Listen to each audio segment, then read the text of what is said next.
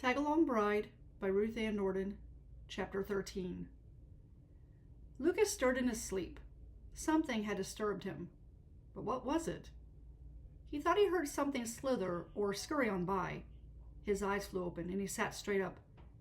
The moon was full tonight, allowing him plenty of light to see what was going on around him. But there was nothing nearby that should alarm him. His horse grunted, as if it was laughing at him. He glanced at the steed. Horses didn't really laugh at people, did they?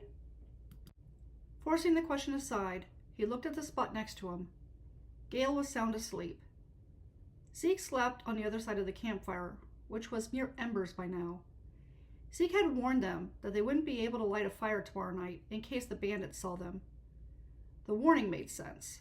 They needed to catch Bauer and his men by surprise if they were going to have any chance of getting Bernadette. Still, the lack of a bright fire did add to the eeriness of the night. Lucas scanned the area one more time. He didn't see anything that posed a threat. He released his breath and collapsed back into the bedroll. He was exhausted. Ever since he arrived in Arizona, he hadn't had a good night's sleep. If he didn't get a good night's sleep tonight, he didn't know how he would manage through tomorrow.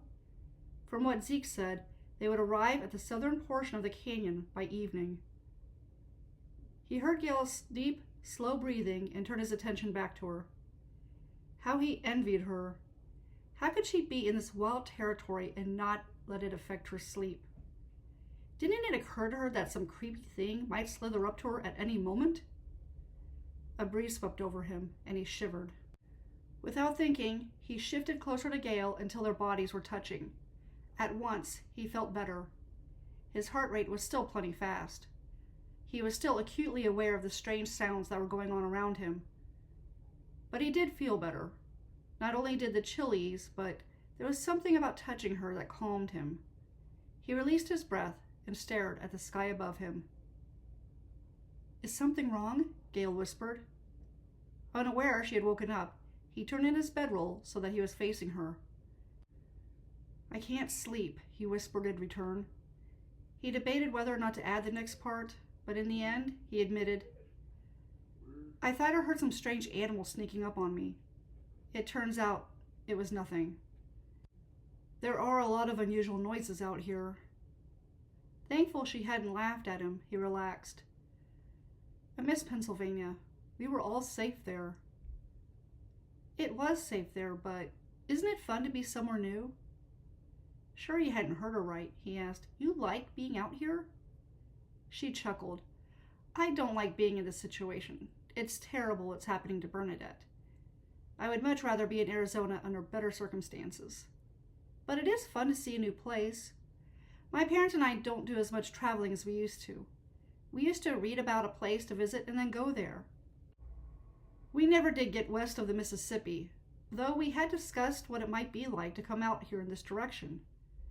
The last trip we took was to Chicago, and that was 2 years ago." Now that Lucas thought about it, there had been quite a few marks on the map her father had hanging on the wall of his library, and they were all to the east of the Mississippi River. "Did your father keep track of where you went on the map in his library?" "Those are my marks, but yes, it's his map."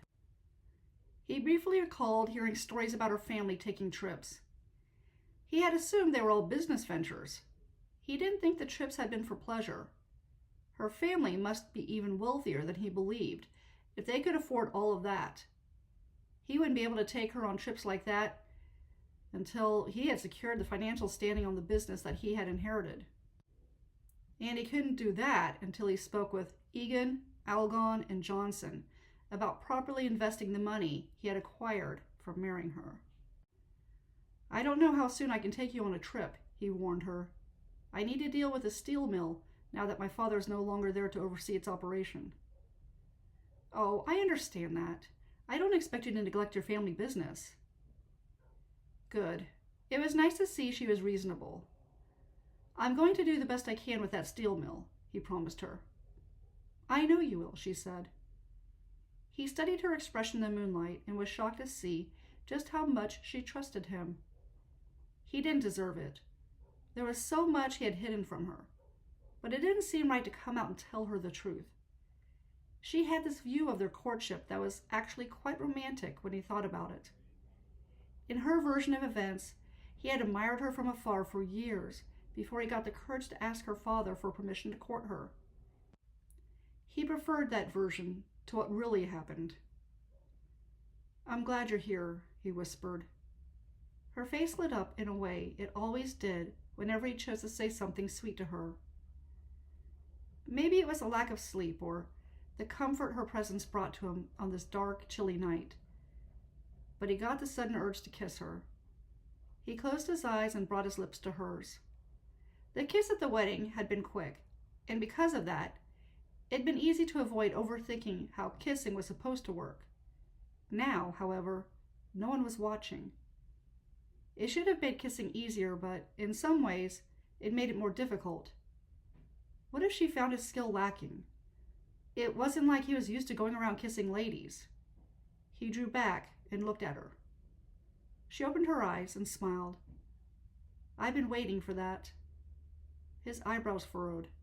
"You've been hoping I would kiss you?" She offered him a teasing grin. "Well, sure. You are my husband. It would be strange if I was hoping someone else would kiss me." He chuckled at her joke. "I suppose a wife does expect a kiss from the man she married." "I didn't expect it out here. We've been so busy trying to find your sister. And Zeke's leading us to the bandits. It's not like we've had our privacy." "It's hard to have privacy when Zeke won't stop hovering near you." He stopped himself before she caught the surge of jealousy that rose up within him. She might have married him, but he wasn't the one comparing her to sunsets.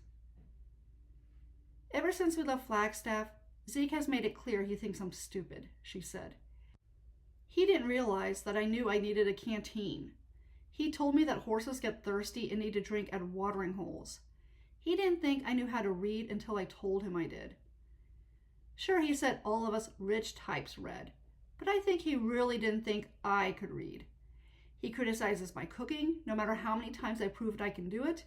She paused, then let out a frustrated sigh. "I can't wait until we're done with this, so I can get away from him." Lucas's eyes widened. Her feelings of revulsion for Zeke went a lot deeper than he thought. "I didn't realize he's done so much to upset you." "You weren't there for most of it. I'm glad you don't see me the way he does. It means a lot to me that you told him I'm smart, and it was fun to watch you say that to Zeke's face." "Well, it's true. You are smart." "Yes, but he doesn't think so. I saw the way he was fidgeting while I was making those biscuits tonight. He thought I was going to burn them." Lucas wanted to argue this point with her, but it would be a lie. Zeke had worried about that. She gave him another smile. "It doesn't matter what he thinks. The only person's opinion I care about is yours. As long as you think highly of me, I can handle whatever Zeke says." "I do think highly of you." Her smile widened. He didn't think the compliment should have meant so much to her. Surely she had to have known that he had always held her in high esteem. He had no idea that Zeke had only seen beauty when he looked at her. It seemed to him that both he and Zeke were wrong about her. All of her was worth appreciating. Though Zeke better not do any of that. This was Lucas's job. He had married her before Zeke even met her. That gave him the right to think of her in more intimate ways. Compelled to show her that he was going to start treating her like his wife, Lucas kissed her again. This time, he let his lips linger on hers. She melted against him, so he wrapped an arm around her waist and pulled her closer to him. On his wedding day, who would have guessed that he would come to enjoy touching and kissing her like this? "You two need to sleep if you want to be alert for tomorrow," Zeke called out.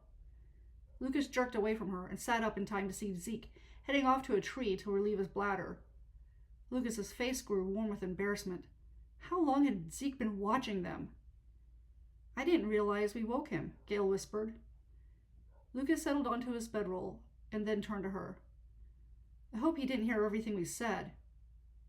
"I don't care if he heard or not. That's what he gets for eavesdropping." Lucas wasn't so sure that Zeke hearing them could be considered eavesdropping, since they were all the way out here in the open, but he supposed there was nothing he could do about it. Zeke had heard whatever he'd heard. Lucas couldn't unsay any of it.